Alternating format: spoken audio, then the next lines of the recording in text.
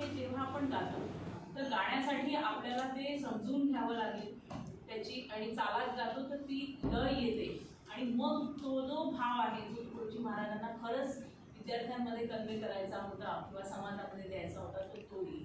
म्हणून हा आपण एक इंडिव्हिज्युअली व्हिडिओ रेकॉर्ड करायचा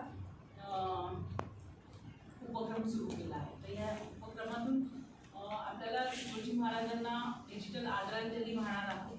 ऑफकोर्स 11 ऑक्टोबरला वेगळा आपला प्रोग्राम राहणारच आहे, पण त्याच्या पूर्वी मात्र आपल्याला वैयक्तिक व्हिडिओ हा आपला करायचा मानस आहे. आणि माझी तुमच्या सगळ्यांना विनंती आहे की ह्याला चांगली पब्लिसिटी देऊन, कारण आजकालची मुलं किंवा तरुण जनरेशन आणि समूहगीत तरी गायची आता ते पण होत नाही.